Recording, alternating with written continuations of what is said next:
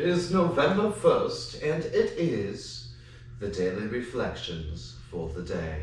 I cannot change the wind. It is easy to let up and on the spiritual program of action and rest on our laurels. We are headed for trouble if we do, for alcohol is a subtle foe. My first sponsor told me there were two things to say about prayer and meditation. First, I had to start, and second, I had to continue. When I came to AA, my spiritual life was bankrupt. I considered God at all. He was to be called upon only when my self-will was incapable of a task or when overwhelming fears had eroded my ego. Today, I am grateful for a new life, one in which my prayers are those of thanksgiving.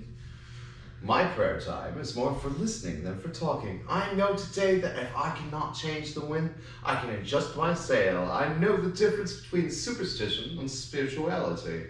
I know there is a graceful way of being right and many ways of being wrong.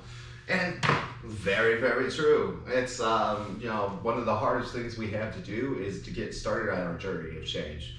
And that's what I feel the hardest thing. And it's like this little bit of time in the beginning of the day when you go like, oh God, I gotta do something different that really messes you up. And it's like a 2 or 3 minute window. And if you can get past that nice 2 or 3 minute window, you're doing just A-okay for yourself, I think. And with gratitude, it's just great. I love it. Spread it. Everybody needs a little bit of it. It is an easy way to change that energy that we have upon this world.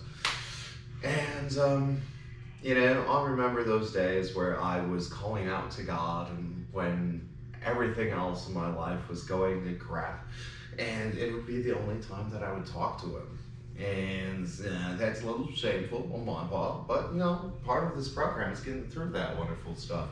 And knowing that it's never too late to fix a broken relationship, unless it's really, really broken and not applicable to God. Anyway, take care, loves and hugs, and Happy New Year in a way.